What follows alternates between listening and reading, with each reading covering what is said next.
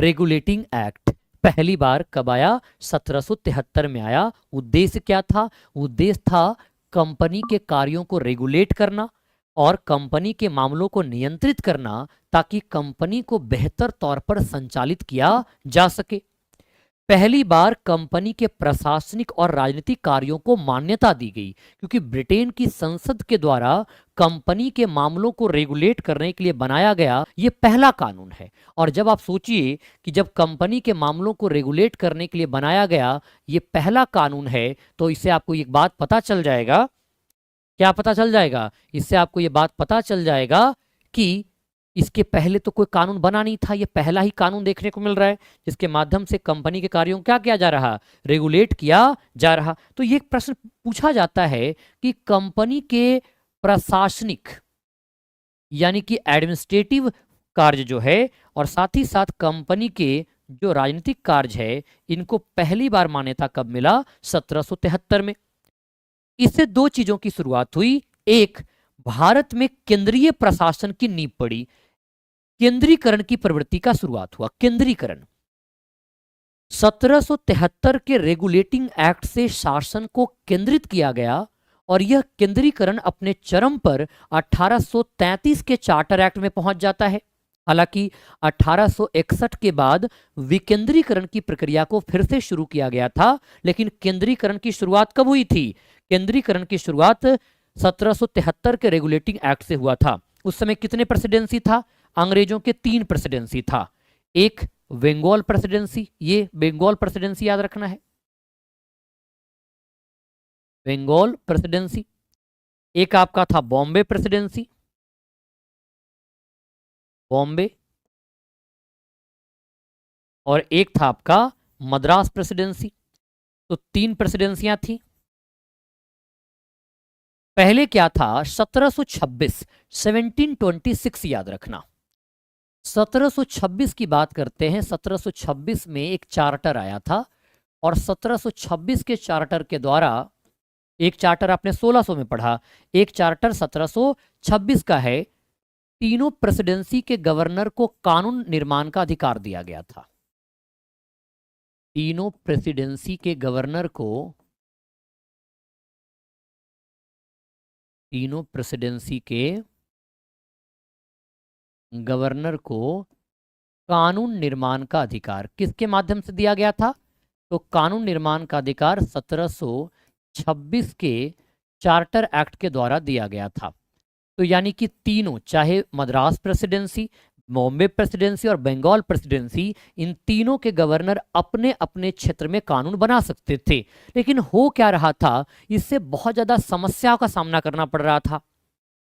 जब कोई मद्रास निर्णय ले तो उस निर्णय से बंगाल सहमत ना हो, या बॉम्बे निर्णय ले तो बंगाल सहमत ना हो। और बंगाल तो भारत में ब्रिटिश साम्राज्य का केंद्र था।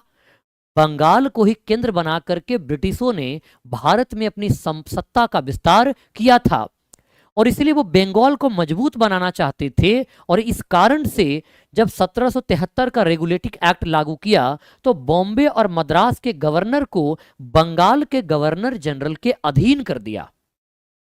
यानी बंगाल के गवर्नर जनरल के अधीन मद्रास एवं मुंबई प्रेसिडेंसी के गवर्नर को कर दिया।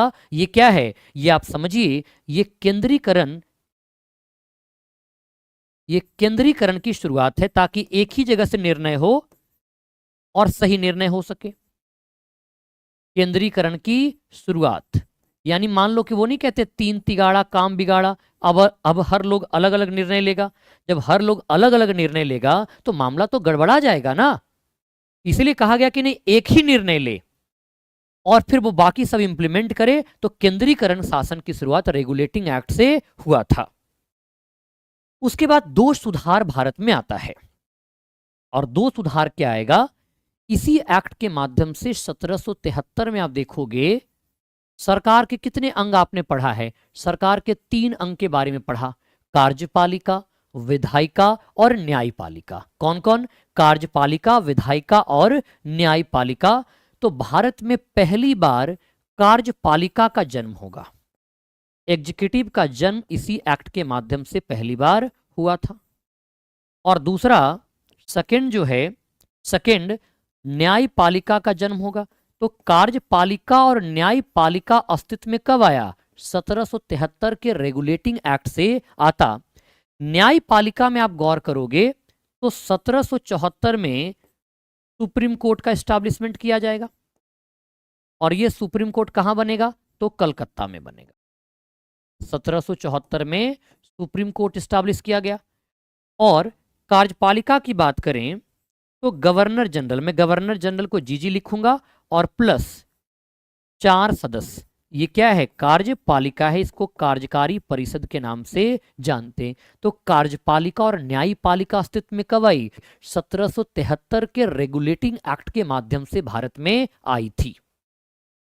तो भारत में क्या सुधार किया गया? 1773 के रेगुलेटिंग एक्ट के द्वारा भारत में क्या रिफॉर्म हुआ? बंगाल के गवर्नर को बंगाल का गवर्नर जनरल बना दिया गया। बंगाल के गवर्नर को बंगाल का गवर्नर जनरल बना दिया गया। और पहला गवर्नर जनरल कौन था? First governor general lord Warren Hastings था। साथ ही साथ गवर्नर जनरल की सहायता के लिए एक कार्यकारिणी परिषद बनाई गई। एक कार्यकारिणी परिषद बनाई गई, यानी टोटल आप समझोगे कार्यकारिणी परिषद, इस कार्यकारिणी परिषद में टोटल 4 मेंबर थे। इस कार्यकारिणी परिषद में कितने मेंबर थे? 4 मेंबर थे, 4 सदस्य थे। वो 4 सदस्य कौन कौन हैं? तो उन चारों सदस्यों की बात किया जाए, एक सदस्य जो हमें देखने को मिलते हैं, एक था बोरवेल, हालांकि ये उतना ज्यादा महत्वपूर्ण है नहीं, यूपी पीसीएस की परीक्षा में पूछा गया है। दूसरा था मॉनसन, तीसरा था फ्रांसिस, फिलिप फ्रांसिस, और चौथा था क्लेबरिंग। यानी टोटल 4 मेंबर की एक परिषद बनाई गई। तो आप कार्यपालिका को देखो तो एक्चुअली में क्या हुआ, आप इसको ऐसे कह सकते हो ना, एक तो गवर्नर जनरल हो गया और प्लस 4 सदस्य, ये कार्यकारिणी परिषद है। यही पूरी क्या थी? कार्यपालिका थी। और पहला गवर्नर जनरल आपने देखा कि पहला गवर्नर जनरल कौन है? पहला गवर्नर जनरल जो था वो बॉरेन हेस्टिंग्स है। कौन है? बॉरेन हेस्टिंग्स है। मैं नोट कर देता हूं यहां पे, फर्स्ट बॉरेन हेस्टिंग्स। आप लोग गवर्नर जनरल वाला भी पूरी क्लास को अटेंड कर लीजिएगा, 3-4 घंटे क्लास है, लेकिन आपको गवर्नर जनरल से बनने वाले सारे सवाल बिल्कुल स्पष्ट हो जाएंगे। तो पहला था बॉरेन हेस्टिंग, गवर्नर जनरल प्लस 4 परिषद। अब देखो समस्या क्या थी? समस्या ये था कि निर्णय कैसे होता था? निर्णय बहुमत द्वारा। निर्णय कैसे होता था? बहुमत द्वारा निर्णय होता था। मैं ऐसे लिखता हूं तो ज्यादा अच्छे से मैं समझा पाऊंगा। निर्णय बहुमत के आधार पर, मेजॉरिटी के आधार पर होता था।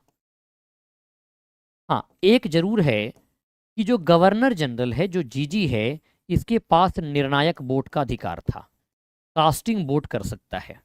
कास्टिंग वोट कब किया जाता है?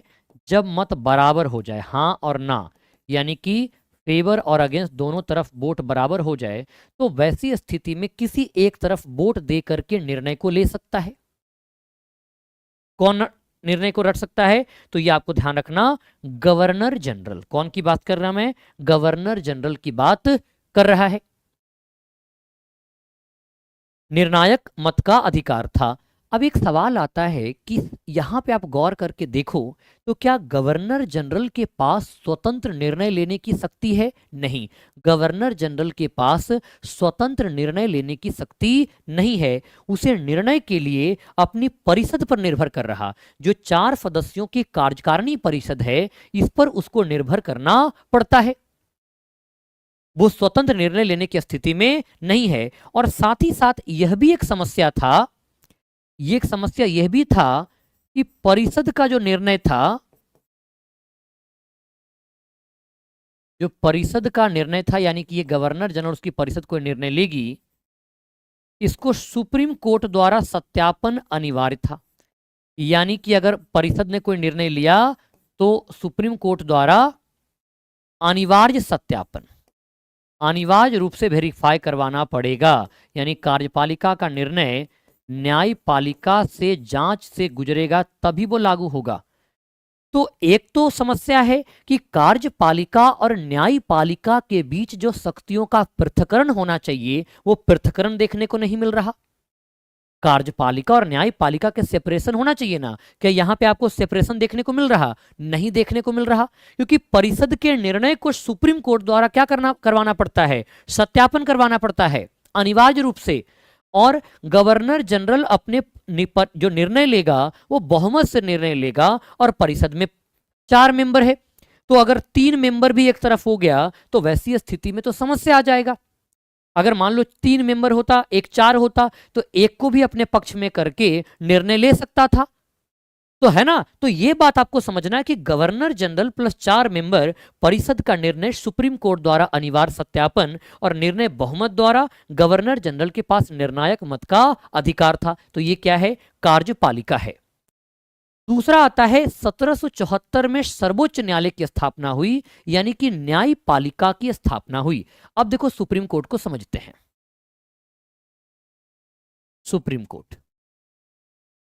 पहली बात तो ये समझो कि सुप्रीम कोर्ट की संरचना के पहले गठन कब हुआ? तो गठन 1774 में हुआ। ठीक है, गठन कब हुआ? 1774 में, तो पता है। और कहां हुआ? तो कलकत्ता में हुआ। इसकी संरचना क्या है, स्ट्रक्चर क्या है?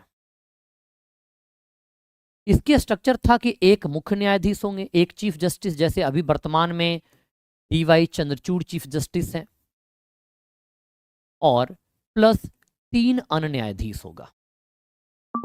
3 अन्य न्यायाधीश होगा, यानी टोटल कितने होंगे? 4 होंगे। तो 3 अन्य न्यायाधीश होगा और एक मुख्य न्यायाधीश होंगे। और साथ ही साथ ये भी ध्यान रखो कि जो पहले मुख्य न्यायाधीश थे, फर्स्ट चीफ जस्टिस थे, उनका नाम एलिजाह इम्पे है। फर्स्ट चीफ जस्टिस का नाम क्या है? एलिजाह इम्पे देखने को मिलता है। इनका नाम पूरा क्या था? Elijah Impey. पॉइंट क्लियर है? ये आपको ध्यान रखना है, एलिजाह इम्पे चीफ जस्टिस यहां पे गौर करना है, पहले चीफ जस्टिस थे। बाकी 3 अन्य न्यायाधीश थे, जिसमें से एक तो चास्टिन था, एक हाइड था। तो हालांकि वो इंपॉर्टेंट नहीं है, तो चास्टिन हाइड जैसे लोग न्यायाधीश के तौर पर थे। जो एलिजाह इम्पे थे वो मुख्य न्यायाधीश थे। अब सुप्रीम कोर्ट का कार्य क्या था, मतलब इसकी शक्तियां क्या थी? तो इसकी शक्ति देखोगे, पहला, राजस्व अधिकारिता भी किसके पास है? रेवेन्यू मैटर किसके पास है? राजस्व अधिकारिता जो है वो देखने को मिलता है किसके पास है? वो सुप्रीम कोर्ट के पास है, राजस्व अधिकारिता। और सेकंड जो देखने को मिलता है, सेकंड क्या है?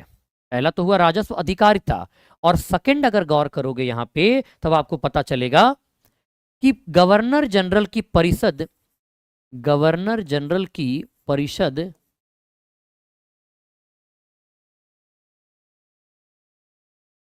के निर्णय का